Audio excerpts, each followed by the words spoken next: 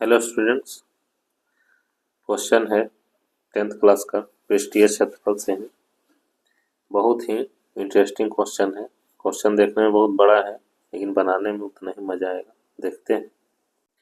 3 metre व्यास का एक कुआं है जिसको 14 मीटर की गहराई तक खोदा गया। इसे निकली हुई मिट्टी को कुएं के चारों ओर 4 मीटर चौड़ी एक वृत्ताकार वलय बनाते हुए समान रूप से फैलाकर एक प्रकार का बांध बनाया जाता है। तो इस बांध की ऊंचाई ज्ञात करना है। यानी एक कुआं खोदा गया है जिसका व्यास 3 मीटर है, यानी त्रिज्या हो जाएगा 1.5 मीटर। उसको 14 मीटर की गहराई तक खोदा गया। तो उससे जो मिट्टी निकली है उसको कुएं के चारों ओर यानी कि गोलाकार ही चारों तरफ क्या बनाया गया है, वलय जैसा यानी रिंग जैसा बना के 4 मीटर चौड़ा उसको बनाया गया है। तो उसका ऊंचाई पूछ रहा है कि अगर 4 मीटर चौड़ा उसमें मट्टी भरेंगे तो कुछ उठेगा ऊपर तक, कितना उसका ऊंचाई होगा, यही निकालना है आपको। पहले हम लोग, जैसे कुआं क्या होता है, बेलनाकार होता है। इस तरह से कुआं रहा होगा, इस तरह से।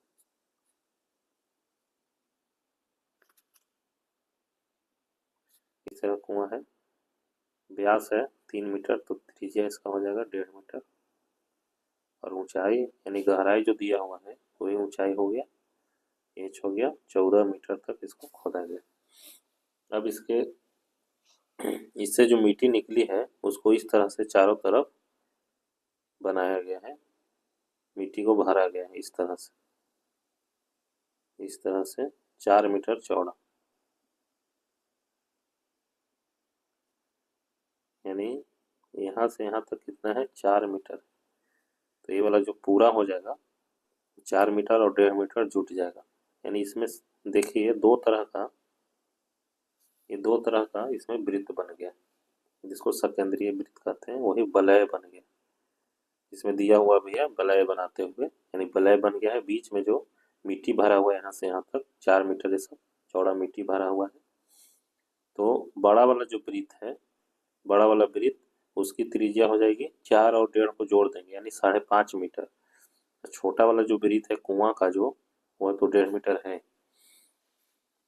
तो पहले हम लोग इसका क्षेत्रफल निकालेंगे, और क्षेत्रफल में हम लोग ऊंचाई से गुणा कर देते हैं तो आयतन निकल जाता है।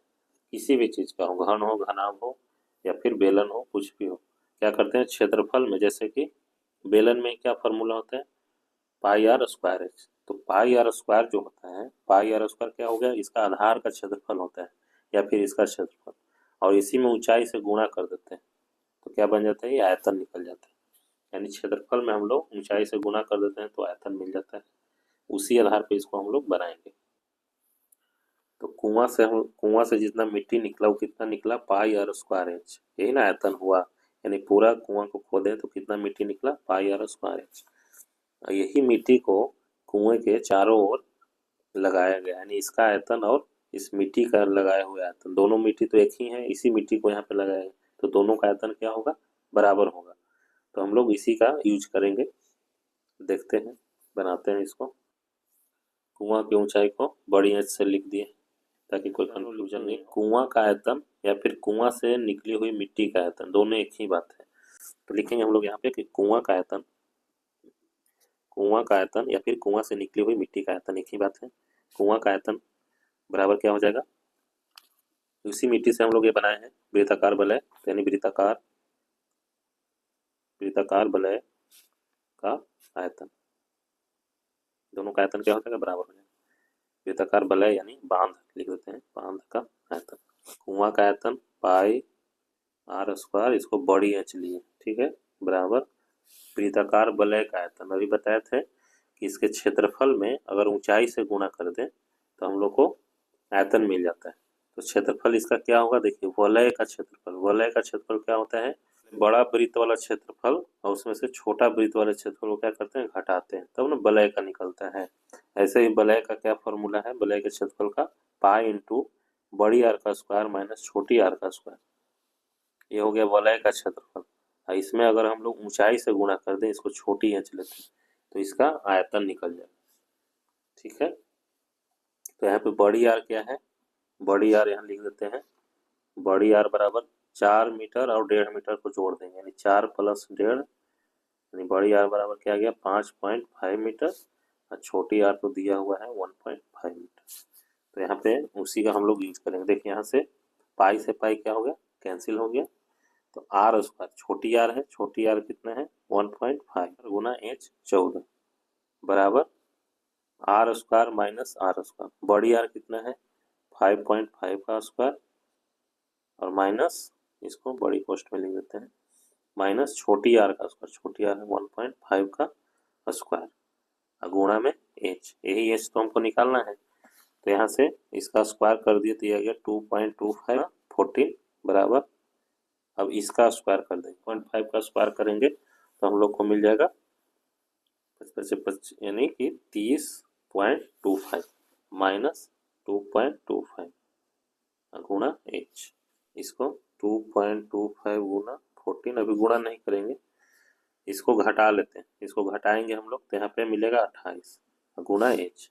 अब क्या करेंगे, एच बराबर यहाँ से लिखेंगे एच बराबर 2.25 गुना 14 और बट्टा में 28, 28 कट गया 2 बार में, 14 दूनी 28, तो एच बराबर क्या आ गया 2.25 बट्टा 2, यानी एच बराबर इसको हम लोग भागा दे देंगे तो 1.125 इतना मीटर, मीटर में तो मीटर हो जाएगा, इतना मीटर इसका ऊंचाई आ गया बांध का, बांध की ऊंचाई आ,